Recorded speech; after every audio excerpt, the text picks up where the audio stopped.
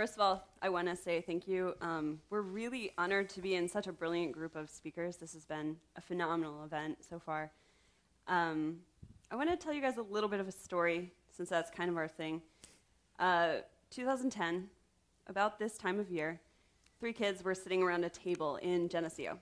And we were talking about what we wanted to do with the rest of our lives. And that involved storytelling, that involved travel, and that involved, of course, the American road trip, which probably everyone in this room has considered or hopefully done in their lives.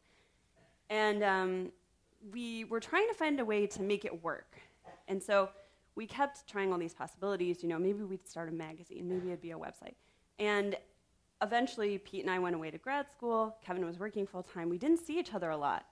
But through a series of events, we did come up with a project that would do themed trips and themed sort of mini projects within that. And our inspiration was Nellie Bly, who is an immersion journalist. So she would take her experience and she would turn that into content for people to read because they didn't have the internet when she was around.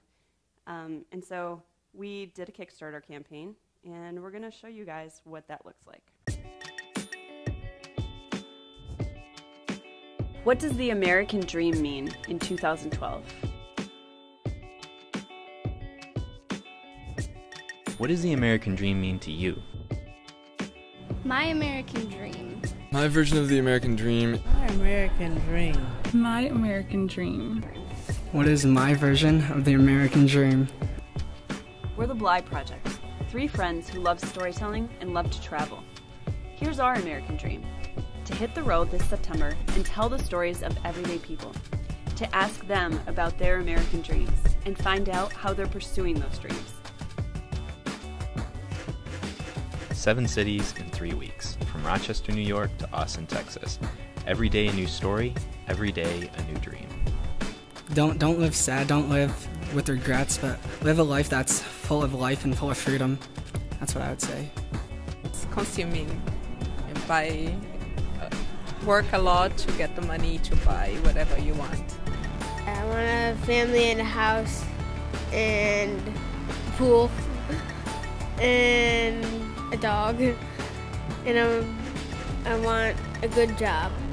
The idea that people can make a living off of spending time in the wilderness and showing people the beauty of the mountains and the desert.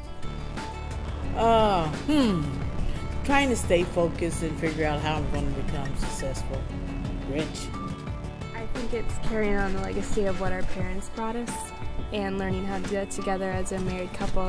Yeah, we're on a campus here, and I think it's given us lots of opportunities to reach other people in the group. Working on an algorithm to chart out the stock market. I built my first computer when I was 14 years old, and I've been working on stuff like that ever since. To live my life doing something I love, so that when I get to the end of my life, I can have a smile on my face. It's freedom. I love that our country was founded by people who had a vision of freedom and liberty. We've always had the freedom to create the business we created. Of course, I've got farming in my blood, as you know. In order to do this project, we really need your help. And it's not just financial donations. Send us story ideas for cities we're visiting. Let us know if you want to contribute by blogging or send us a photo.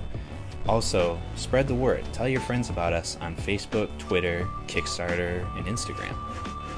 From Rochester, New York to Austin, Texas, Americans are dreaming. Our dream is to tell yours.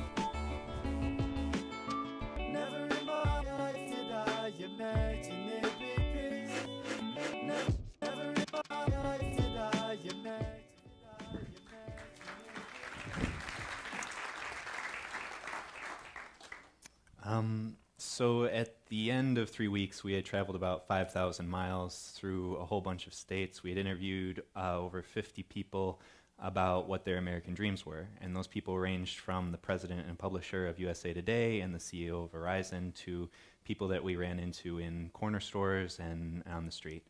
And the responses ranged from, there is no American dream, it died a long time ago, to I have lived it and I am continuing to live it every day. And we may or may not have also gone into a couple abandoned buildings, including an old asylum and a church where we were led to believe that Robert E. Lee was buried. But anyway, that's beside the point. We all learned things from this experience, obviously, and we believe that the people who are following our trip and the people who found out about it since learned some stuff too. For me, this was right after I graduated from grad school, and unlike a lot of my colleagues, I didn't take an internship. I didn't really seek a job, mostly because of this project. It was something that we'd been working on for quite a while, and it paid off because I didn't do that, and I had some doubts about that at the time, but instead I learned through 3 weeks of travel with these guys a lot about myself, including the fact that I'm a details-oriented person instead of a big picture-oriented person. I love the form of story, but most of all I love video, and that's what I'm happiest doing, and I found a way to get better at it and to make money doing it. For other people who were following us, for me, I got the impression that for social media, a lot of times that gives people the idea that in order to do something extraordinary, you need 1 billion followers and $1 billion, and you need to create like this app that's just awesome, and that's not true. We had 92 backers that gave us just shy of $4,000 to do this project, and we believe that we did something extraordinary, and you can too, just with your friends and family. One of the important things about the trip, excuse me, was the opportunity that it gave us to connect with people about their dreams, and also the opportunity we gave those people to kind of look at their dreams again, and maybe it's not something that they've done very often or that any of us gets to reminded to do. And there was one day we were driving like through rural Virginia, like big rolling green hills, and we came upon this like country market. And so on a whim we pulled in and we walked inside, and there's shelves upon shelves of pickled things and smoked hams like piled in the corner, and just this like cool little store. And we ended up staying there for an hour and interviewing the owner. And this guy was a third-generation owner of this business, and we talked to him, and this was his dream. He loved running the store and owning this place, and he loved the area, and that was where he grew up. And it was really good and an important reminder to see that throughout this trip, we're meeting these people who are pursuing their dreams and living their dreams. And it was a good reminder for me personally. I went to school and graduated with a degree in media and film, and I always wanted to do film and still do want to do it. But at the time we did this trip, I'd been working full-time for years in various jobs, just paying bills, and it was an important reminder to see that the dream's out there, and to go and live it and to go and get it. So there's kind of two things that we want you guys to take away from this. One is that on a broader scale, travel is very important. For me, when we took this trip, I had spent my whole life in upstate New York. I grew up here, I went to undergrad here, I went to grad school here, and to hit the road like that, spontaneous, there was some planning, but 2 weeks before we were like, we're gonna leave on September 14th, and we did. We packed everything, got in the car, and we just went. And the Kickstarter wasn't done, so we didn't even know if we would have full funding.